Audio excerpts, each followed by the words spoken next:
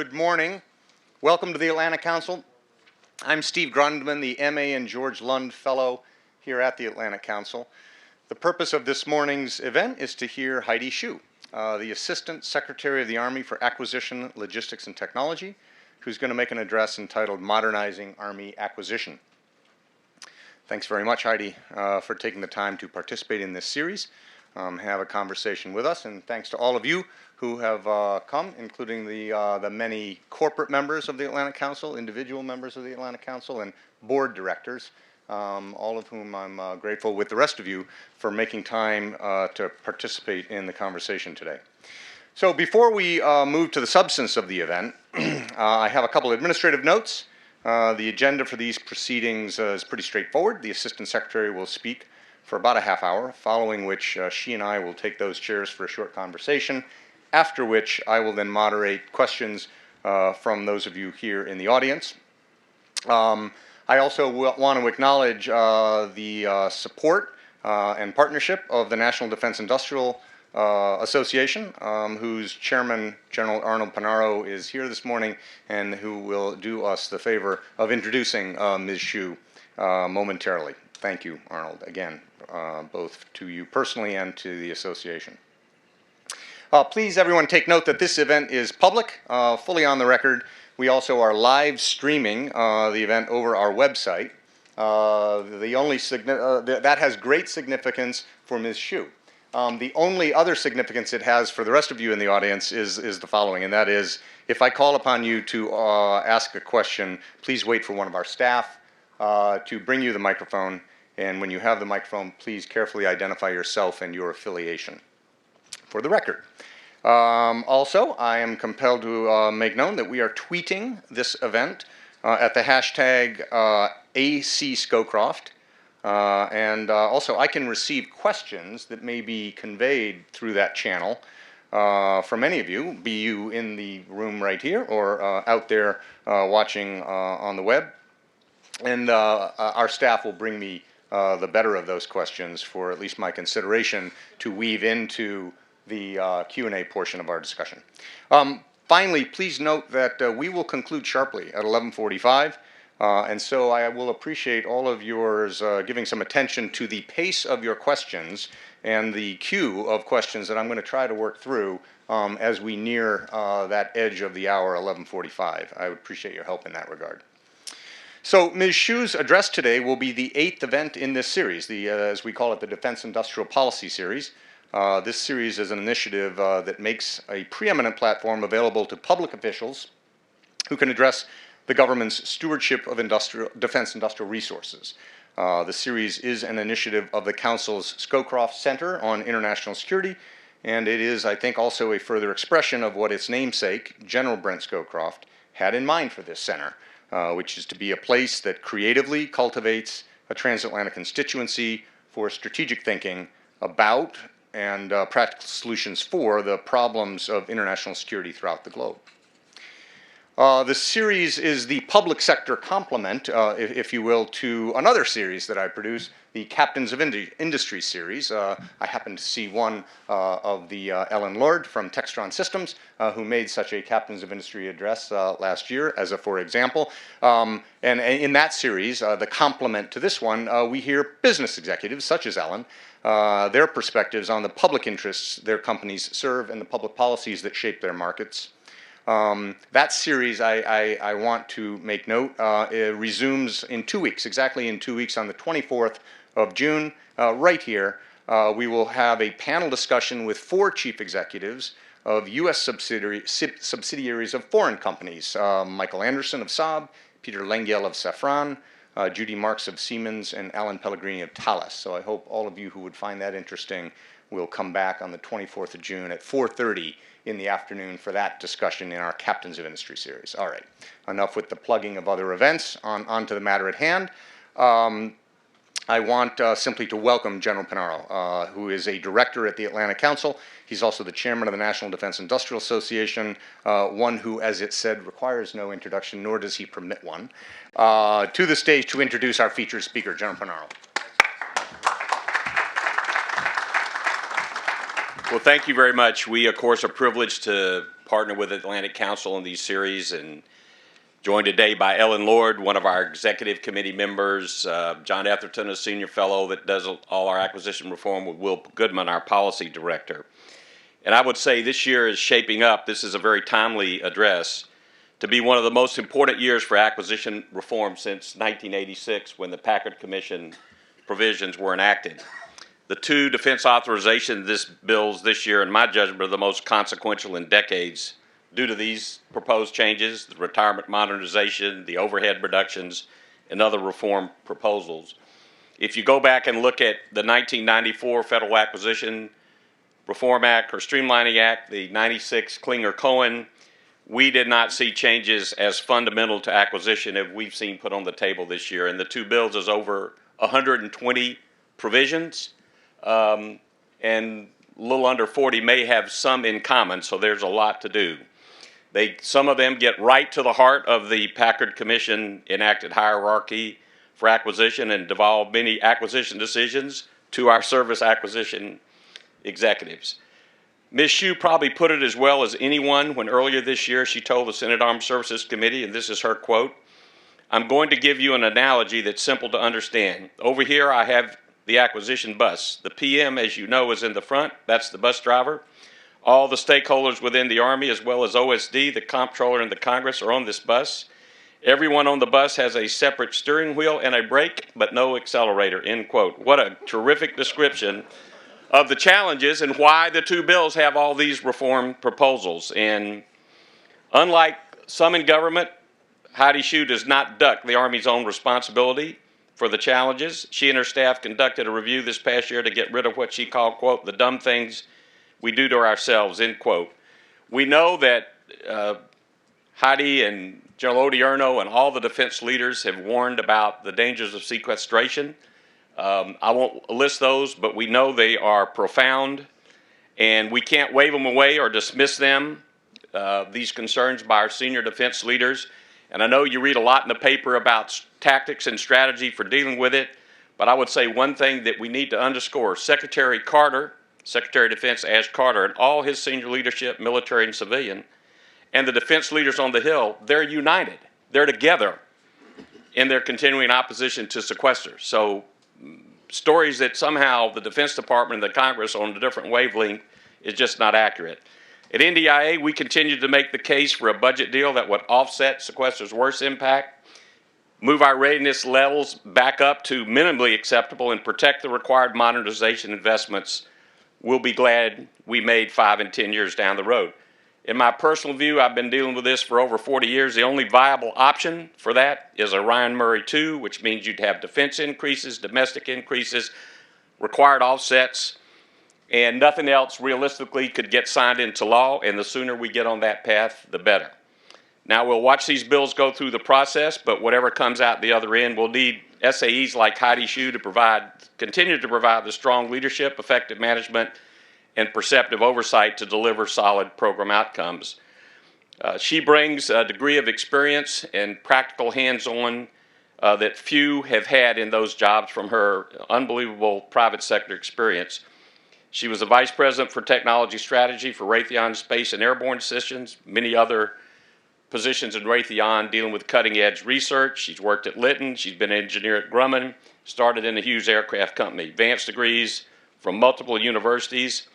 We're lucky to have her not only in the building but here to talk to us today. Please welcome me in welcoming Assistant Secretary of the Army, the Honorable Heidi Shyu. Thank you.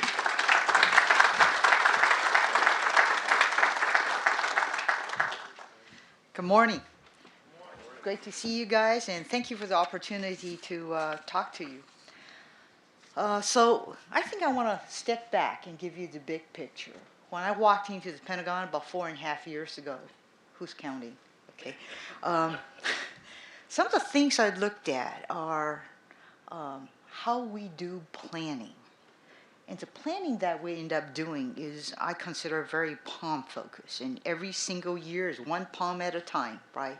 And we were breaking a lot of programs one POM at a time. Because I happened to be walking in when the roller coaster's already peaked in terms of budget. It was starting to ride down. Which is, my timing's always bad. You know? Why couldn't I be on the upside? Okay.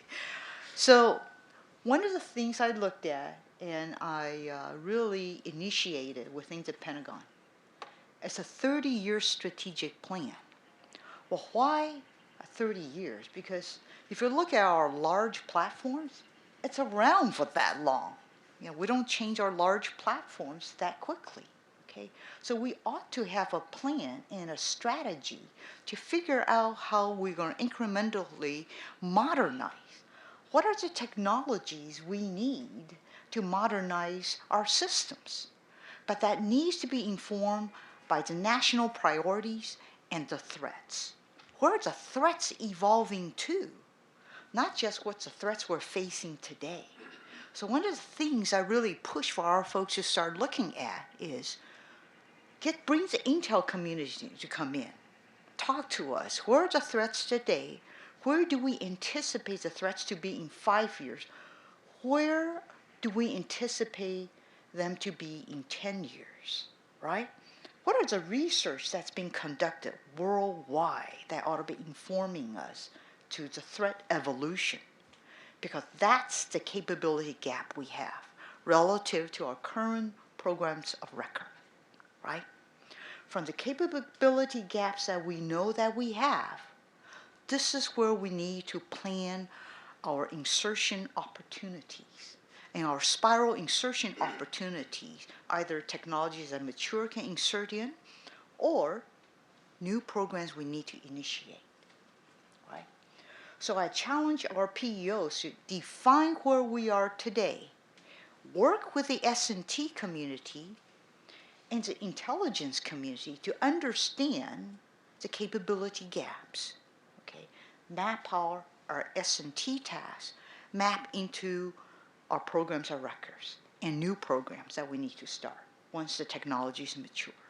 So we went through a lot of effort to map that out, every single portfolio. At the same time, I said we ought to look at our sustainment strategy, right? Our sustainment strategy needs to tie into our modernization plan. It should not be stovepipe, all these islands of excellence, I call them, right? With no bridge in between.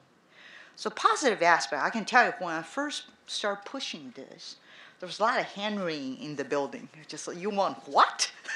Beyond the palm, right? But the reality is we need to think longer term, right? So this got to, I say, okay, crawl, walk, run, right? You have to crawl first. Let's get this going. Looking at the equipping peg, how do we tie the pieces together? Get the S&T communities, the requirements community, the budgeting community, Intel community, all in the same room, same time. I can tell you this long-range investment requirements analysis, which is called LIRA, has taken root. So initially, you can't get people into the building to discuss it, but now you don't have enough seats in the room. That's actually great.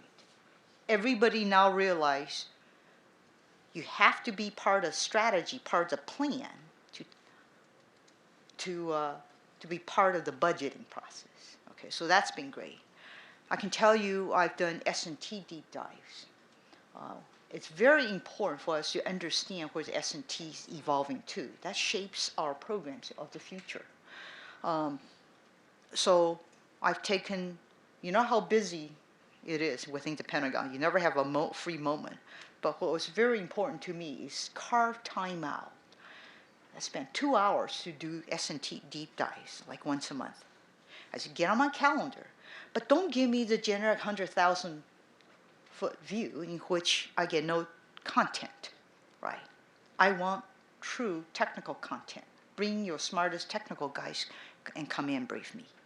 But paint a picture so I understand where the threats are evolving to. Then why are you doing the S&T, right? That drives the linkages. So I've done that.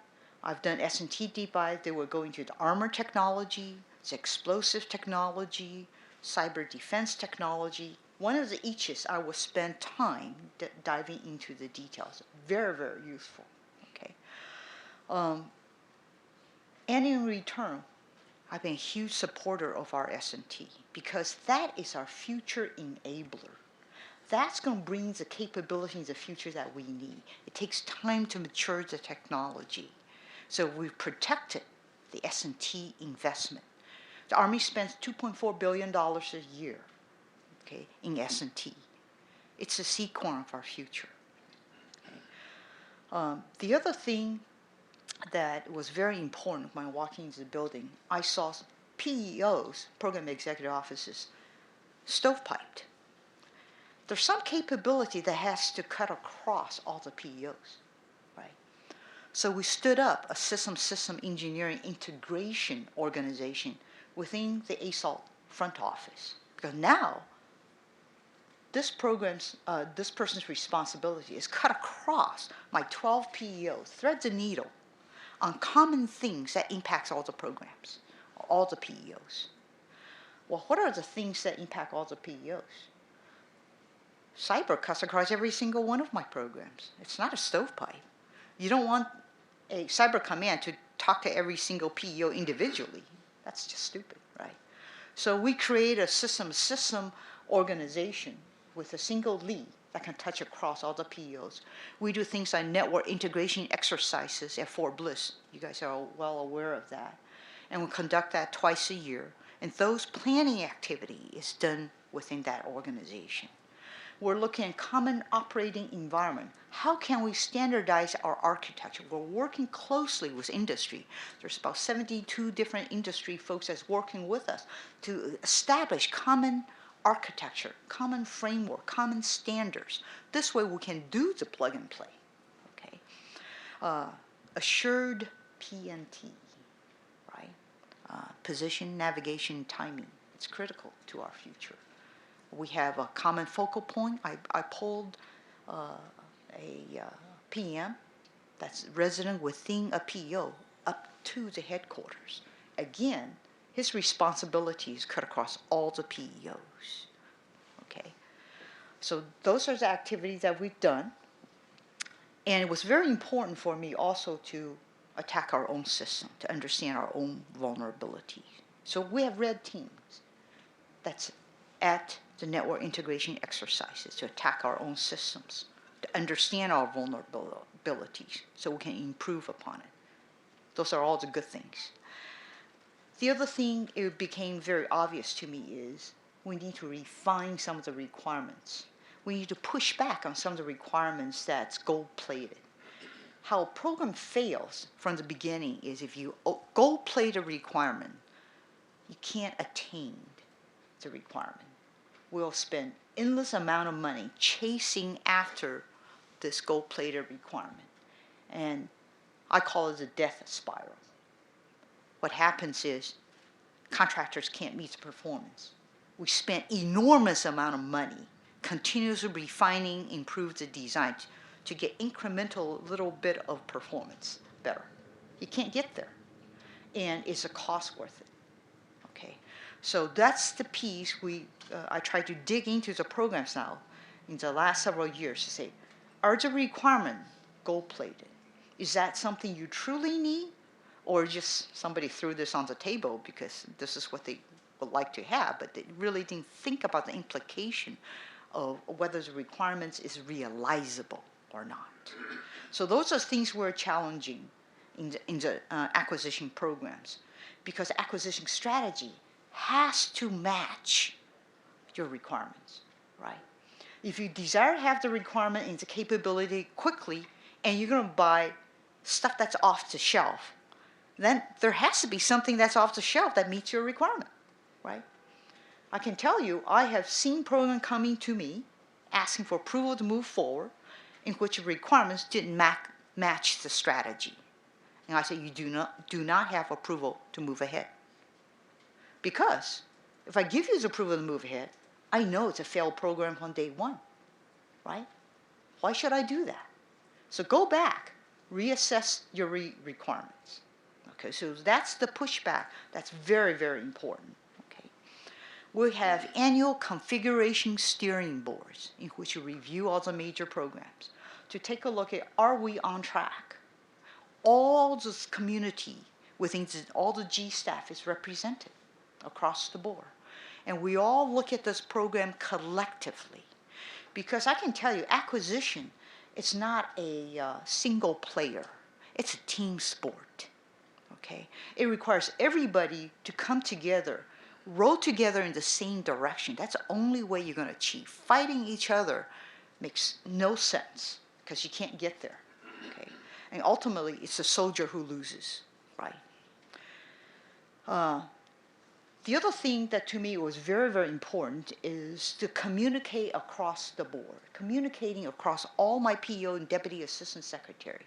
So very early on, I decided it was important for me to have a quarterly meeting with my leadership, my 12 PEOs, all my Deputy Assistant Secretaries, to improve communication. But the things that I did differently is first hour of our meeting on a quarterly basis is at the TSSCI level. We have a threat briefing. Okay, so we always know, and we go by different topics of different threats. So this way, all my leadership is on the same page. You can't say, I didn't know about this. You were there, right? You're informed. Then we can develop a collective plan on how to counter some of the issues that we see that's going to impact our systems in the future. And then the leadership forum really is for a dialogue. What are the impediments that they're seeing? Are they seeing things that's driving them nuts in terms of executing their PEO, their programs? Are the things that we can collectively help to shape, to change policy, change processes, change procedures? That's the most fruitful thing. I can tell you my PEOs all tell me it's the dialogue that's the most valuable, right? Also, I was a little shocked to find out when I first came on board, there's no review of the programs. There's one program at a time that pops up on a calendar for review, but there isn't a PEO review of the portfolio, right? And it ought to be, because in your industry, you review all the time. You have monthly ops reviews, right? Each vice president has to stand up and justify your portfolio and talk about how well you're doing. So I was kind of shocked when I didn't see that. So I took a year to get that going because there was a lot of pushback, which is, oh no, everything's going well, don't worry. Have you heard that before? I have. Okay. So we started doing these program status review, came out with common templates, and so each of the PEOs had 2 hours to go through the portfolio. But once I give you a standardized template, it's a lot of pain to go through it the first time. After that, it becomes easy to update, right? It's a simple quad chart, a lot of information to talk about what is the program about, who's the contractor, right? Tell me what the schedule is, how well are you executing to cost, schedule, and performance, not just currently, but the trend. A 3 months outlook, give me red, yellow, green arrow in terms of trend. Then tell me what are the current milestones that they have to meet, right? Current milestone you met and upcoming milestones, events. The bottom quad chart, what are the issues that you're facing as a PM, as a PEO, right? So I have situational awareness of the problem, the issues you're facing, so I can try to help you. My job as a leader is not to execute and do your job, but to remove roadblocks for you, to make you succeed, right? So that's the way I looked at all of our program status reviews, okay? The other thing that was amazing when I came into the building was there's no global visibility across all the contracts. You know, at that time, we executed over 400,000 contracting actions in the Army per year. I didn't have visibility. So how could I not have visibility? How can you manage anything if you don't have visibility? So we got this going to do the contracting enterprise reviews. So I now establish metrics. Now we can measure how each of the contracting command is doing across the board. Now I have information to see how they're doing, right? We looked at not just the contracting actions that we have, we look at the type of contracts we are awarding, okay? We look at, are there GAO protests that's sustained? Because that means we did something wrong on our side, right? So, and we need to take the lessons learned from that. We look at the small business. How well are we doing? I can tell you, it's over 26% that we achieve in terms of small business. We do a great job. So a lot of metrics that we look at, so I can dig into, understand the health of the contracting That's across the board. Okay. Reducing bureaucracy, I can tell you, coming from industry for 33 years and coming into the government, it was, I can tell you, it was shell shock. It was utter shell shock. I said, you got to be kidding me. You can't make this stuff up, right? The stuff that you have to go through in the government. You have so much more bureaucracy that's within the building, right? So what we're doing is we're looking at what are all the Army regulations that we impose on ourselves. That's just, we need to clean that up and streamline this. A lot of time you get regulation on top of regulation on top of regulation. It's this Band-Aid approach, right? That's probably, way too many Band-Aids. So we need, it's time to really look holistically and figure out what are the things we really need, what are the stuff we just got to streamline, get rid of. Just doesn't make any sense anymore. Some policy and regulation being there more than a decade, right? It's time to streamline. So we're doing that. It's going to be a lot skinnier document, okay? Obviously, we've collaborated with OSD to identify non-value added processes and documents that our PMs have to fill out. It's onerous, right? We have gotten to the point, it's very, I'll call it checklist driven, right? Our PMs have to say, well, have you filled out all the document before this milestone? If you haven't filled out all the document, you don't get a go. Well, that's a checklist mentality, right? You're not really thinking through your program. You're not thinking through the risks of your program, right? Trying to change from a checklist mentality to truly what are the things we need to do? Are the things we need to tailor? That's the desired end state. In industry, you have the flexibility to tailor, right? Not every rule makes sense to your program, okay? We've been collaborating with Congress to change some of the statutes, some of the stuff that's onerous, and we really don't need to fill out 79 documents before you get through a milestone. I mean, that just doesn't make sense to me, okay? We've got to streamline some of these bureaucracy, right? And then I think ultimately it's very, very important to train your acquisition workforce. We've done that for the last year to start rotating. I mean, last 2 years, we've rotated our GS-15, our high potential GS-15s. Ultimately, they have the ability to become deputy PEOs and PEOs. So how do we rotate the civilians, giving them the breadth and of experience that our military typically have? Military acquisition has a much better, more rigorous process of gaining diversity of experience than our civilians. So we've done that. We've created rotational assignments for high potential GS-15 to go down to be acting PEOs for 6 months. Broadens their perspectives greatly, okay? For GOs, what I have observed, general officers who become PEO, if they've been a deputy PEO first, they're much better PEO. They're stronger PEO, rather than dropped in as a PEO without experience as a deputy PEO. Because there's a huge step from managing a program to a large organization with many programs, okay? So we've done that with establishing a process, working with General Williamson to say, let's take our brand new GOs, make sure they have a rotational assignment as a deputy PEO before they step into a PEO role. Okay. The other thing that when I go around to different organizations, what made me realize a lot of folks have no idea what the headquarters is and why they're asking all these questions. I said, okay, let us enlighten you. Okay.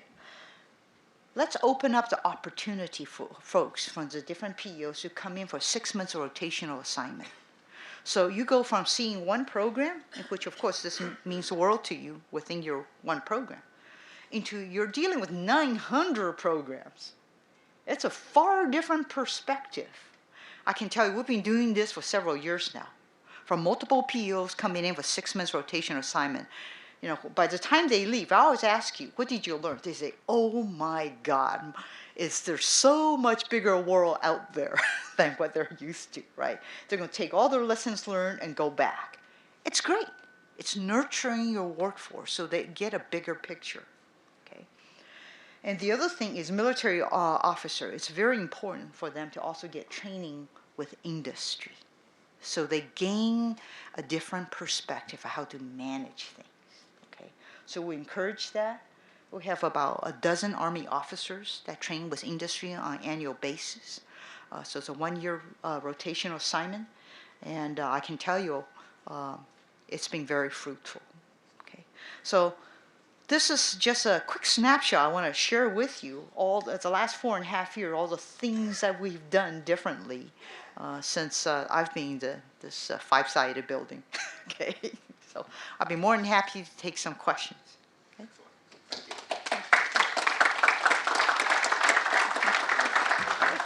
If you take that chair there, I'll sit here.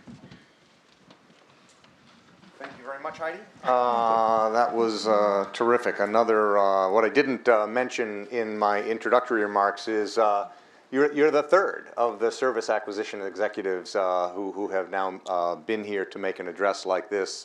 Bill LaPlante was here almost exactly this time last year. Mid-range from there in early January, Sean Stackley was here, so you're rounding out the trio. I'm not sure what we'll do to move from there to someone else in the fall, but I guess we all can imagine who that might be. So I want to start by asking a few questions, and then indeed we will have plenty of time, I think, to turn to questions from the audience. And I'm going to work off of news flow for the heck of it. Last week or the week before, the Army awarded contracts for the Future Fighting Vehicle.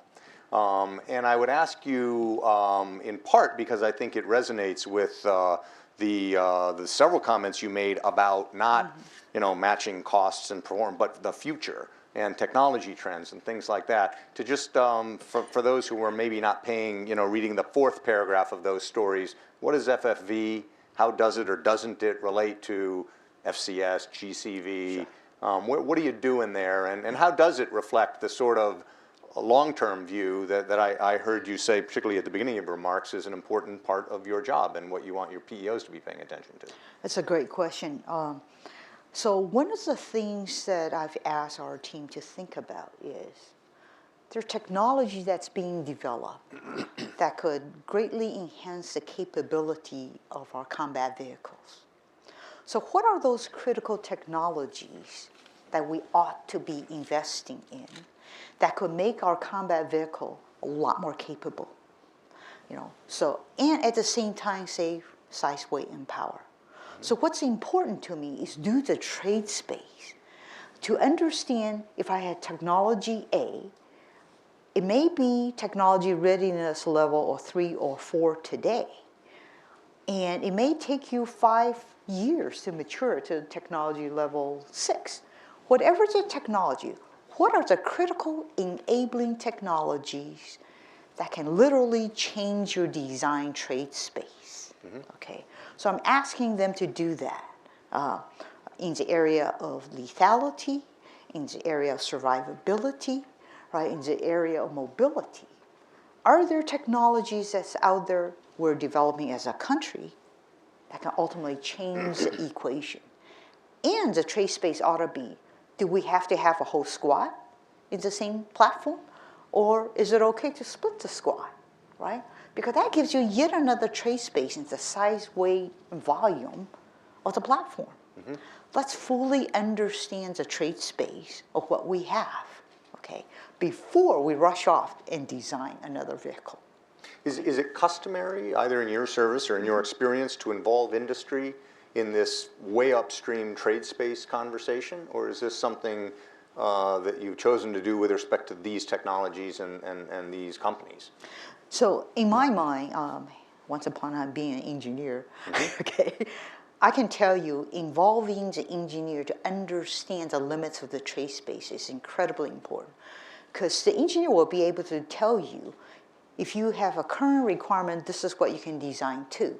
If you want to add a delta requirement of this much more, your cost could go exponential, okay, because now it's not a mature technology. I'm going to have to invent something else to give you that capability, okay? So understand the trade space with respect to current state of technology versus the art of possible is very, very important.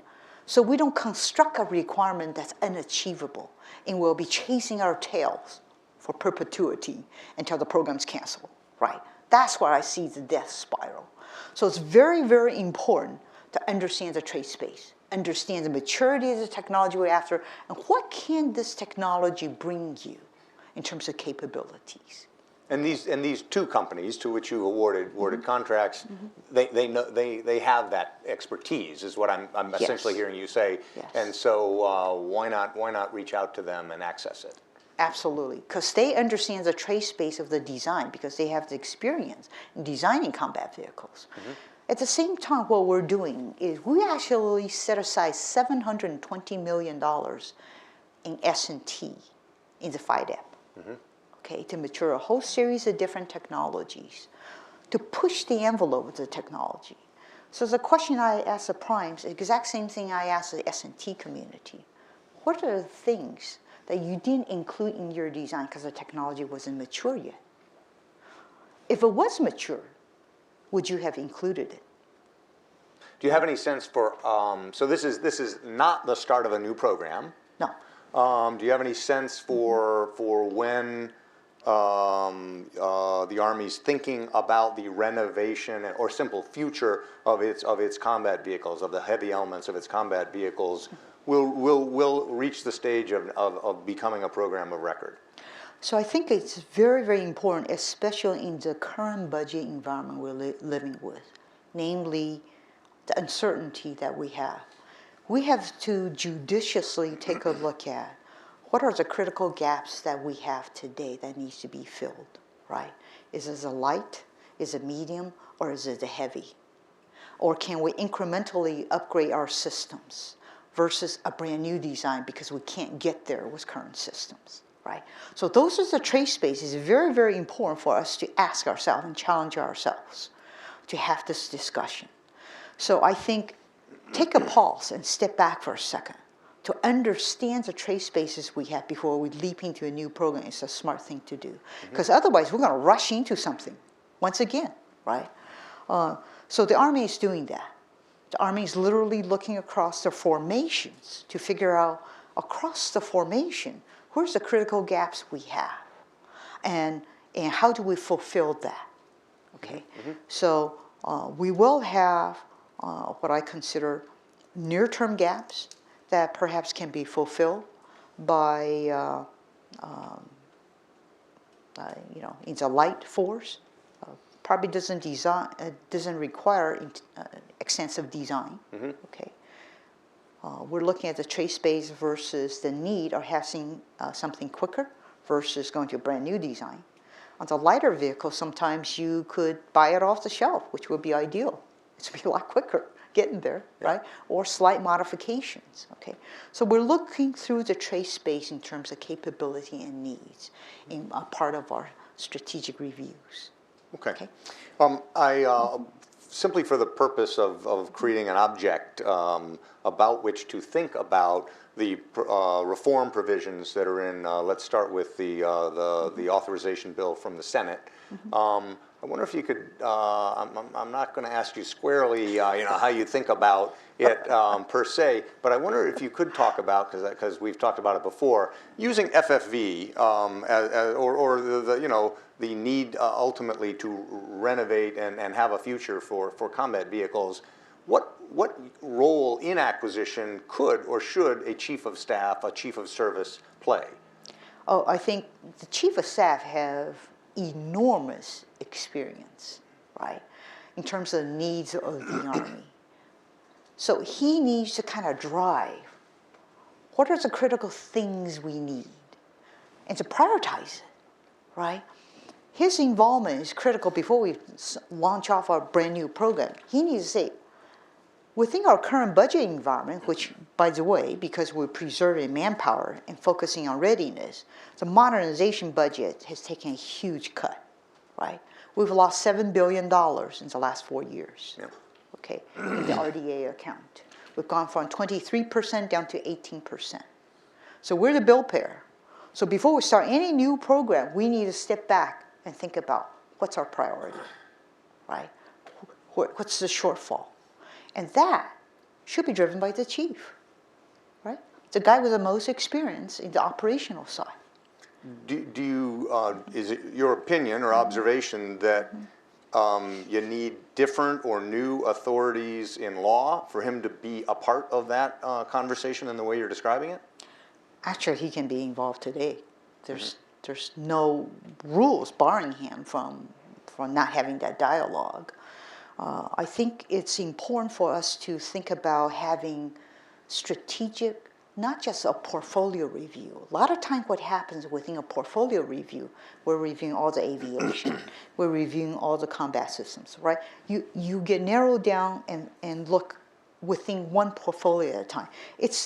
So to me, the way I look at the problem is there are things that's going to challenge us across the portfolios that we have. We fund by portfolios, right? Each portfolio have to fight among the programs inside a portfolio, right? We ought to step away from that construct. That's not useful because the threats we're facing doesn't stay within a portfolio. The threats cuts across. It's like the cyber threat, for example, right? Assure PNT, right? That cuts across the portfolio. So we ought to step back and take a look at perhaps it's more important to fund in this portfolio than the other portfolio because the threats and the environment we're going to fight in the future is going to drive us that way. So, Army has done an enormous job the last 14 years fighting 2 different conflicts, right? We need to kind of step back, take a look at the type of the fight that we've had to fight. What are the future fights that we're seeing that's happening, right? We are responsible for a wide variety of threats and wide variety of environments we have to fight in, from the terrorism threat to the nation-state threat. Wide gamut of capability that we need. So how are we going to prioritize? There are things we can buy off the shelf to give us capability quickly, like the QRCs, right? Quick reaction capability. There are things we can't buy off the shelf that we've got to invest in. And to me, that's the most important thing for us to prioritize. The things we can't buy off the shelf. And the things that you're not going to want to buy off the shelf. You need. Won't be there otherwise. Won't be there. Right. That's what I'm focusing on.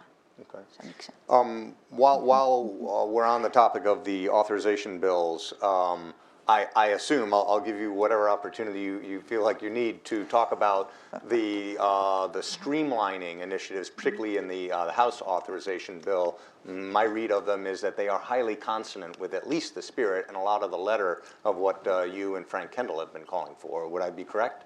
Absolutely. Matter of fact that our office has been working very closely with OSD in identifying, here's the things let's streamline. So what we've done, we've actually talked to our colonels who manage these ACAT 1D programs. Brought our colonels in to say, okay, tell me all the stuff that's really non-value added that you had to go through to deliver your program on time. So out of the 3-hour meetings, there's a litany of stuff that came out. So we say, okay, what are some of the low-hanging fruit we can tackle first? Because it's impossible to change the entire acquisition process in one chunk. Right? You're going to have to do this in multiple bites. You can't eat an elephant in one bite. Okay? Maybe you're a whale. Okay. So that's what we've done.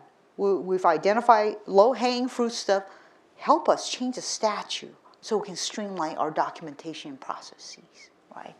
And this is something I think we have to do every single year. Just nip away at it to streamline it, okay? And so Representative Thornberry's, a lot of the recommendation he's come up with is very consistent with what we've recommended.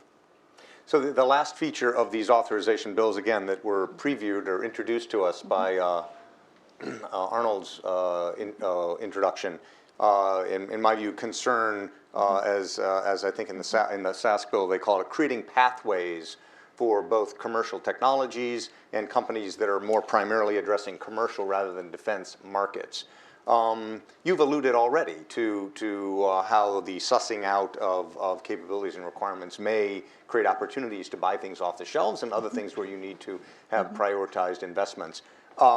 Is in the range of things that you think got to get done to improve Army acquisition, is this creation of pathways for entrants, be they, again, either technologies or companies, Is that important, nice to have? How would you characterize the significance of this Creating Pathways initiative that's in particularly the SAS bill? So I would say, COTS, the commercial world can move so much faster, right? So we ought to take up what the commercial world is good at doing, right? And leverage what they're good at doing and figuring out for us not to basically replicate, right? But to leverage, okay? But I would say one other thing. This is where the acquisition, I think, rules and regulation has to change. Even today, even if we buy something commercial off the shelf, non-developmental item, well, by rules and regulation, we're going to test this thing to death before we give it to the hand of the warfighter, okay? And what happens, even on non-developmental item, we'll spend $17 million to go to an NIE event to test it, right? And if it doesn't pass all the way, guess what? You got to go through yet another test. So somewhere it defies logic, right? I mean, from a common sense perspective, one would think if it's a non-developmental item, you test it out, you do a limited amount of tests, a limited user test will be good enough. But our rules and regulation doesn't allow us to do that unless there's an urgent demand, right? So we're stuck in this rules and processes and statute world, in which is very, very onerous and very rigid. It's not flexible to allow us to move fast, right?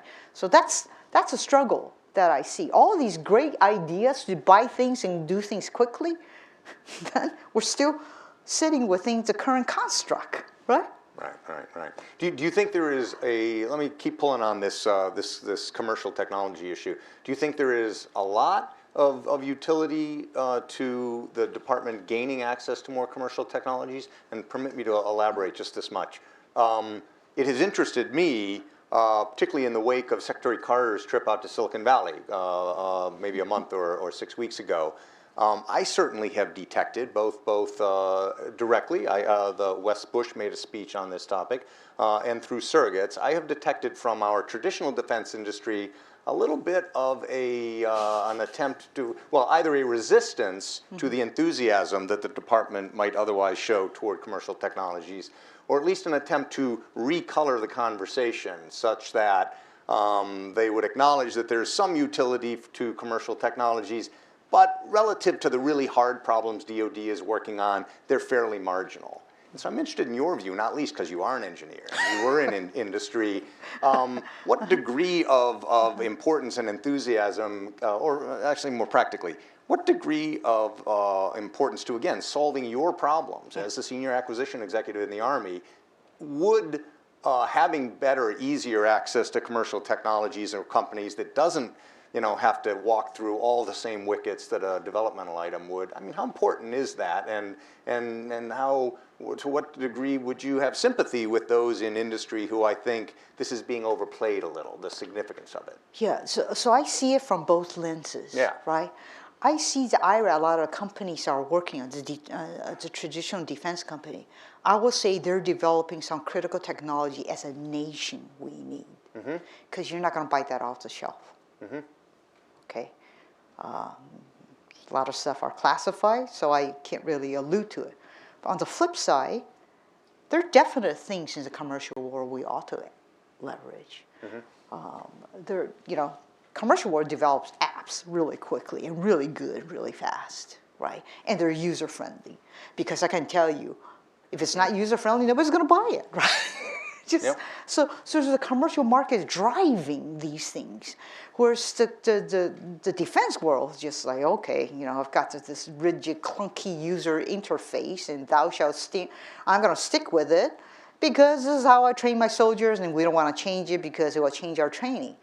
That's a weird way of thinking, right? I don't quite understand that piece. I said, wouldn't you want an easier to use intuitive design like you would use your phone? Right? A lot of those apps. Look at what we were 20 years ago versus what you can get today. You get a lot of capability within your phone. You simply were stovepipe products before. It's migrated. It's being integrated now, right? So we need to think differently and leverage the world on the outside and where they're really good at. Yeah, right? okay. And allow them to have an avenue to do business with the government. It's not easy for a commercial company that's never done business with defense before to get into this, go through this wicket. It's painful, right? So, I think commercial will know that. If I hear you to be saying it's not either or.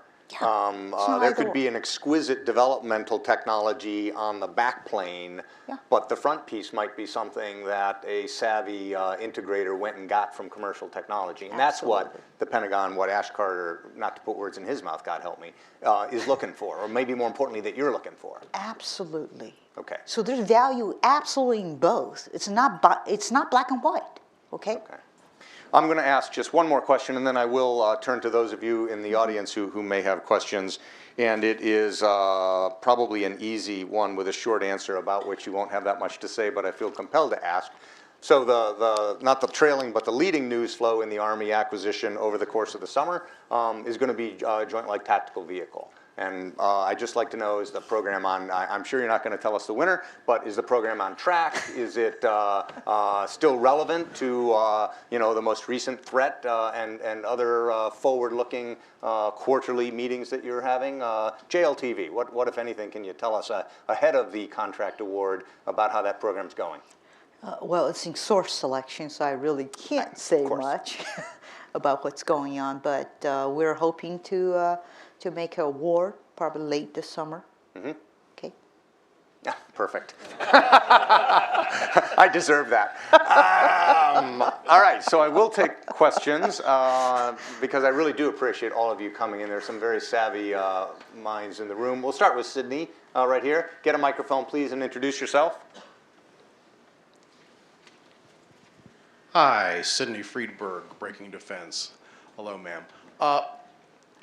To put several things together, and this is a theme you yourself have raised as a warning sometimes, we have, on the one end, things like ULCV or GMV, whatever we're calling it this week, that are very much near-term technology, stuff that's already present for the Light Force. We have basically a modified Bradley for AMPV in the midterm, and JLTV is basically a refinement of MRAP technology. And then, I would say that. well, feel free to correct me, because you are the engineer. I'm a humanities major, God help me. And then in the longer term, we have sort of this nebulous FFV R&D that may someday turn into a platform. And you yourself have said, that we have a gap in terms of really new platforms coming, at least in the ground vehicle force. So, placing context where on that spectrum from off the shelf to far-term R&D these different programs fall, and how do we bridge that gap between cool ideas in the lab and things actually happening? So the way I would look at it is the trade space that we're doing today is informing us the art of possible, okay? Informing us the art of possible, why are we doing that? Because you want to shape the requirements ultimately, right? The requirements has to be written so that it's something when you start a program, it's going to be the XYZ technologies, and these technology are going to be mature at a certain level, right? So I think it's important to do the trade space. We have FFV, it's really for 2 years, for 15 and 16, okay? And it's really flesh out the depth of the trade space. In parallel, we have S&T activity that's ongoing. A lot of times, if you look at the vehicle, it's not a brand new platform. It's the subsystem that's going to be the critical enabler of the future, right? So what are the subsystem technologies we need to design and develop that will enable the system, right? So the S&T will help that out. So S&T is ongoing. So there are technology that's going to mature sooner, some will take longer. But literally all of this, doing the trade space, understanding what technology evolving, ultimately shapes the thinking within the requirement community in terms of art of possible and what they need in the future. And they need to make a decision on the requirement side, do I have to have an entire squad within one platform? Or is it okay to split it out, right? That drives significantly of what the contractor is going to design, right? So this is leading to a future design, right? I call it the FFV, that's why it's future fighting vehicle. Will be the next generation of infantry fighting vehicle. Okay. I'm going to go right to the gentleman next to the last question, please, and then I'll come around here. It's a little bit difficult to actually see all you, believe it or not, so don't be shy with your hands. I'm not going to see you if you go like this. You're going to have to actually raise your hand. Okay. Hi, Sean Lingus with FCW, Federal Computer Week. Secretary, can you explain why it took several hours to get the Army's website back online earlier this week after it was hacked? And on a related note, I mean, you talked about the red teams that help test for cyber threats. I assume those are for more for classified systems rather than open-facing websites and social media accounts. But can you talk about your level of concern with the more Army.mil versus the more sensitive systems and how you protect both? Yeah. So based upon my understanding from the email I got yesterday, there was no sensitive information that was released via the attack. Okay. I will say from the red teaming aspect of it, we literally are examining our weapon systems, okay, our communication systems, to understand the true vulnerability before you put it out in the field, right? That's a smart thing to do. To attack our own system, you'd rather have a red team attack your own system, understand your own vulnerability. PMs hate it, by the way, because now you're showing, oh my God, here's all the pitfalls of your system. But I like it. I like it because I want to know before I field it, right? Because these are the holes we need to patch up, right? So literally, we do this to ourselves, and we learn from it. And our red teams are really smart guys. They're really good. But you want them to be good. Right? All right, there's a question in the second row from the back right over here. Thank you, Sebastian Sprenger with Inside Defense. A quick question on the Stryker lethality upgrade that's being discussed in Congress. What's the technology and acquisition strategy associated with that, particularly as it pertains to, will this be a competitive procurement? And then maybe to get us to the transatlantic character of this organization, do you have any thoughts on Germany's pick of Meads versus Patriot? That's two questions, but I'll let it go. Thank you. If you'll abide. Okay, I'll answer the first one. Yes, I do know about the Stryker lethality. And that's going to come down to, there's multiple courses of actions we can go down with the Stryker lethality. Okay, depends upon the urgency of the need, right? So the theater says, I got to have this. I got to need it as quickly as possible. That forces me down a different acquisition strategy versus, okay, this is a capability we want for the entire quantity of 800 Strykers. I am okay with you delivering, taking longer time to deliver the capability. Then, obviously, I do the traditional acquisition process. Going to go through source of sought, right? Going to go through a competition and get the best value to insert it in. So it's driven by need. Our courses of action, we laid out 4 different courses of action. It's going to be driven by who needs it, by when. Does that make sense? You want to skip the MEADS question or take it? Well, I think the DOD's pretty much already talked about MEADS, and it's not a program of record anymore. We've divested ourselves, so it's QED, right? It's a mathematical term, so. Sorry. Please, there's a question here. 1 second. Please, 1 second, please take the microphone. Sorry, Larry Ferguson with CACI. This goes to your role as the manager of the acquisition process. Mm-hmm. And I know that you have underway a program to replace the systems that you use for managing acquisition and procurement in the Army, and so do all the other services.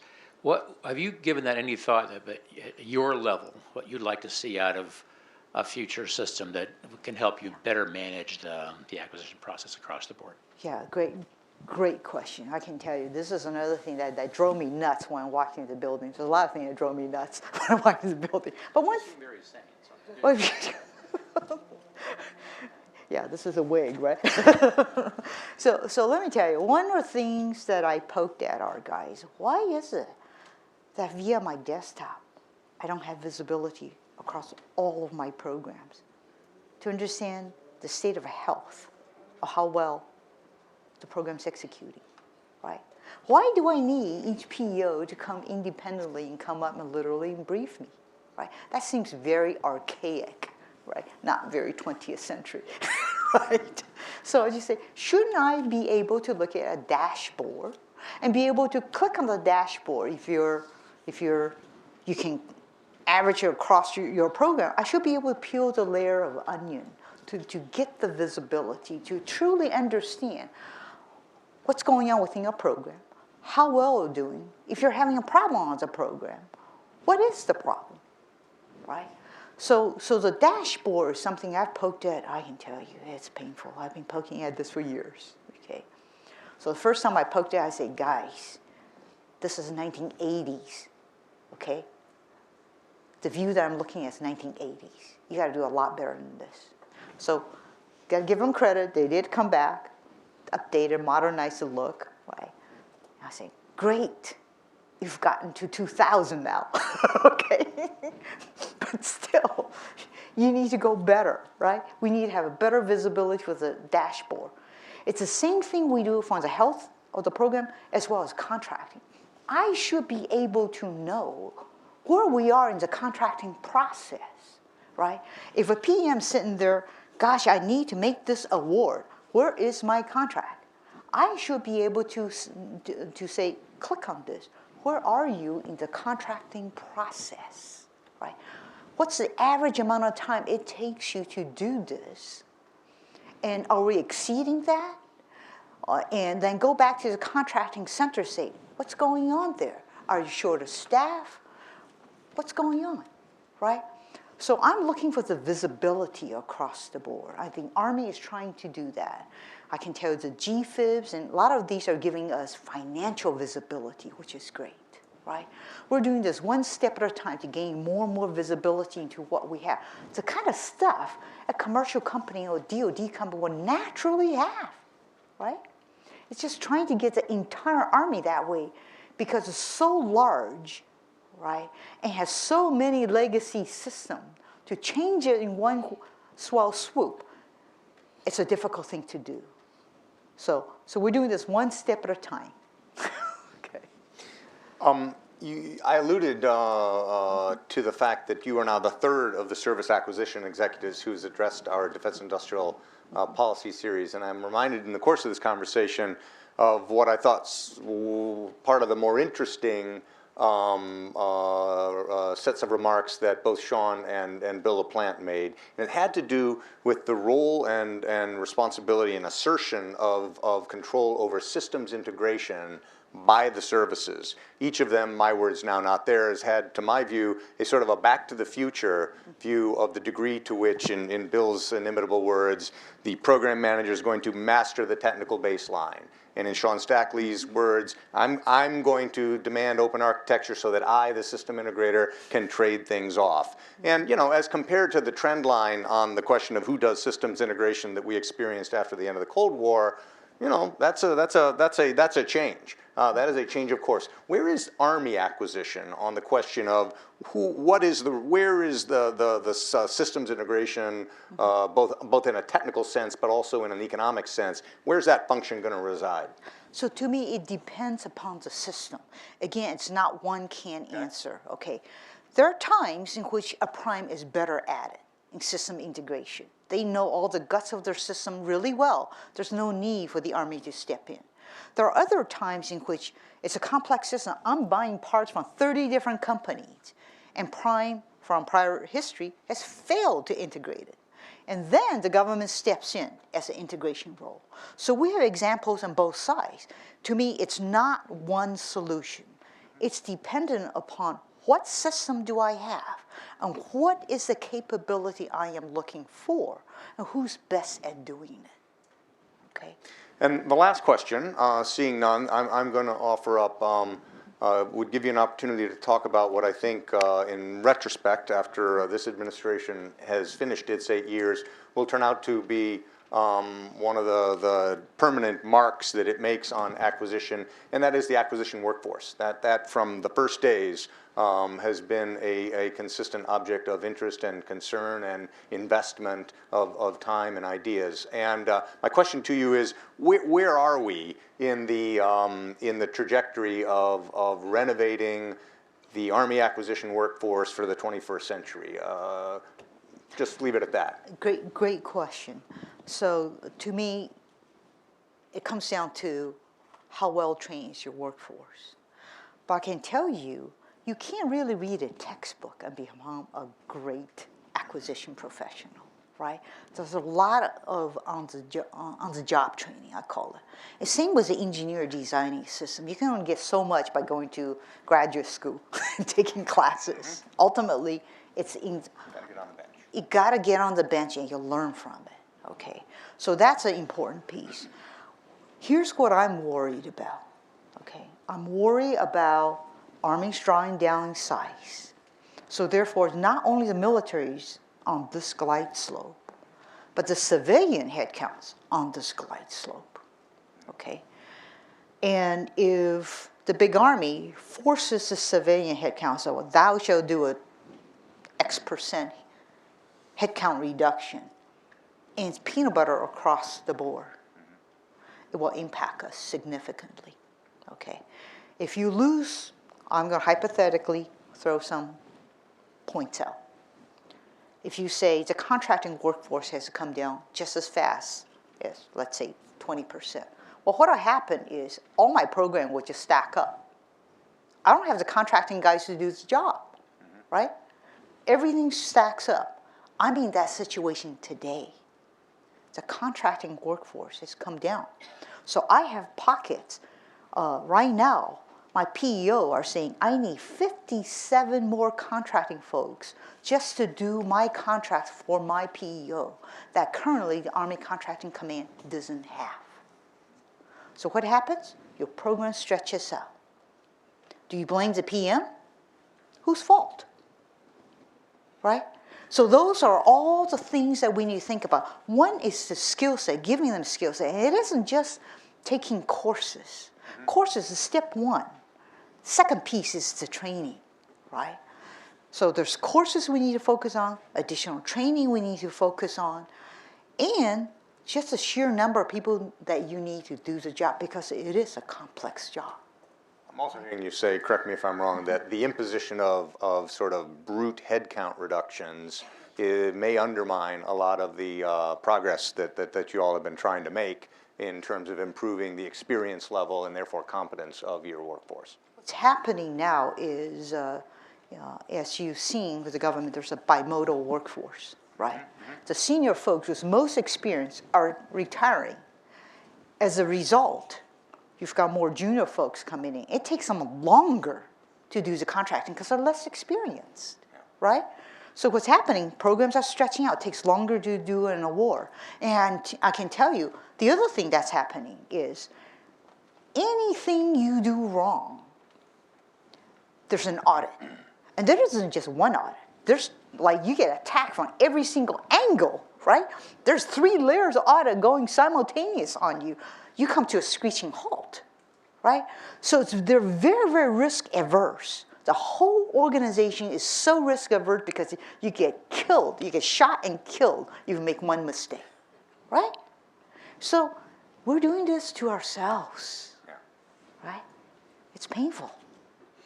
All right. Well, on that sobering note, I am going to have to draw this conversation to a close, but not before thanking you very, very much and thanking you all for coming. Thank you.